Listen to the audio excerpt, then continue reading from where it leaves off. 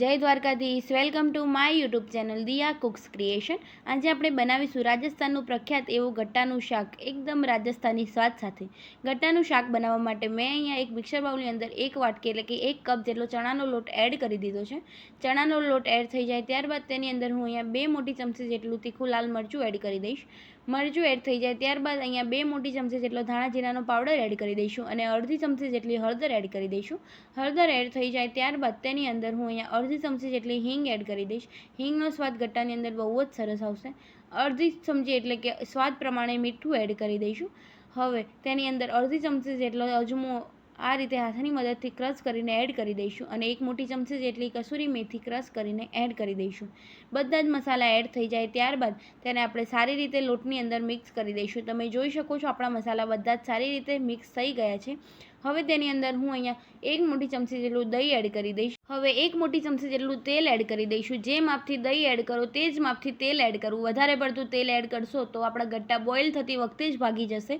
હવે તેને આપણે સારી રીતે લોટની અંદર મિક્સ કરી દઈશું। તમે જોઈ શકો છો દહીં અને તેલ બરાબર મિક્સ થઈ ગયું છે। હવે તેની અંદર હું અહીંયા લસણ અને મરચાંની 1 ચમચી જેટલી પેસ્ટ એડ કરી રહી છું અને 1 ચમચી જેટલું પાણી એડ કરીને તેનો સારી રીતે સોફ્ટ લોટ બાંધી દઈશું। જેટલો સોફ્ટ લોટ હશે તેટલા જ ગટ્ટા આપણા સોફ્ટ થશે।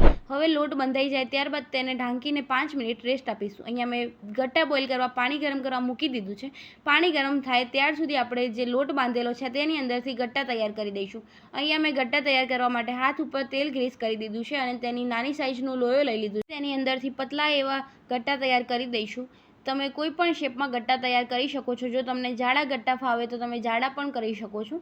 અહીંયા આ રીતે હાથની મદદથી તમને જો ગટ્ટા કરતા ફાવે તો તમે કરી શકો છો અને હાથની મદદથી ન ફાવે તો તમે આ રીતે પાટલા પર રાખીને પણ ગટ્ટા તૈયાર કરી શકો છો। અહીં આપણા બધા જ ગટ્ટા તૈયાર થઈ ગયા છે અને આપણું પાણી પણ ગરમ થઈ ગયું છે। પાણી બરાબર ગરમ થાય ત્યારબાદ જ તેની અંદર ગટ્ટા એડ કરવા। જો પાણી ઠંડુ હશે તો ગટ્ટા આપણા તળિયે ચોંટી જશે। બધા જ ગટ્ટા આપણા પાણીની અંદર એડ થઈ જાય ત્યારબાદ તેને આ રીતે પકડીને હલાવું। તેની અંદર જો ચમચો નાખીને હલાવશો તો બધા જ ગટ્ટા ભાગી જશે। હવે થોડીક વાર પછી તમે જોઈ શકો છો આપણા ગટ્ટા ઉપર સારા એવા બબલ્સ આવી ગયા છે એટલે કે આપણા ગટ્ટા બોઇલ થઈને તૈયાર થઈ ગયા છે। હવે બધા જ ગટ્ટાને પાણીની અંદરથી આપણે બહાર નીકાળી દઈશું। બહાર નીકાળતી વખતે ખાસ ધ્યાન રાખવું કે તેની અંદર પાણીનો ભાગ ન હોવો જોઈએ। હવે આ બોઇલ કરેલું જે પાણી છે તેને આપણે એક બાઉલની અંદર નીકાળી દઈશું। આ પાણીનો આપણે વઘારતી વખતે યુઝ કરી દઈશું।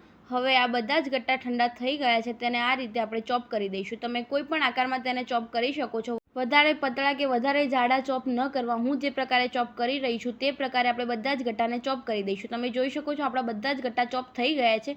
અહીંયા મેં કઢાઈ ગરમ કરવા મૂકી દીધી છે। તેની અંદર હું અહીંયા 2 મોટી ચમચી જેટલું તેલ એડ કરી દઈશ। તેલનું પ્રમાણ તમે તમારી રીતે વધારે કે ઓછું કરી શકો છો।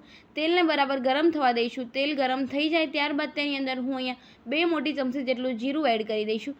જીરું એડ થઈ જાય ત્યારબાદ તેની અંદર અડધી ચમચી જેટલી હિંગ એડ કરી દઈશું અને અહીંયા મેં આદુ લસણ અને મરચાંની જે પેસ્ટ બનાવી રાખી છે તેને 2 મોટી ચમચી જેટલી એડ કરીને તેને સારી રીતે સોતે કરી દઈશું। તેને સારી રીતે કૂક થવા દઈશું જેથી કરીને લસણની કચાશ ન રહી જાય। હવે અહીંયા 1 મોટી સાઇઝની ડુંગળી મેં ઝીણી ચોપ કરી રાખી છે તેને એડ કરી દઈશું અને તેને સારી રીતે કૂક થવા દઈશું। ડુંગળી આપણી કૂક થાય ત્યાર સુધી મેં અહીંયા એક મિક્સર બાઉલની અંદર 2 મોટી ચમચી જેટલું દહીં એડ કરી દીધું છે।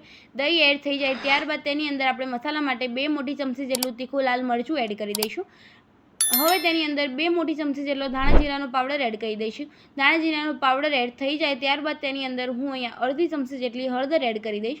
હળદર વધારે એડ કરવી નહીં। હળદર એડ થઈ જાય ત્યારબાદ તેની અંદર 1 મોટી ચમચી જેટલી કસૂરી મેથી એડ કરી દઈશું અને 1 મોટી ચમચી જેટલો ગરમ મસાલો એડ કરી દઈશું। ગરમ મસાલો તમે કોઈ પણ બ્રાન્ડનો યુઝ કરી શકો છો। હવે તેને બધા જ મસાલા આપણે સારી રીતે દહીંની અંદર મિક્સ કરી દઈશું। જો તમને દહીંની અંદર પાણી એડ કરવા જેવું લાગે તો તમે પાણી એડ કરી શકો છો। હવે બધા મસાલાને મિક્સ કરીને રેસ્ટ આપીશું। અહીં આપણી ડુંગળી કૂક થઈ ગઈ છે। તેની અંદર 1 મોટી સાઇઝના ટામેટાની પ્યુરી એડ કરી દઈશું।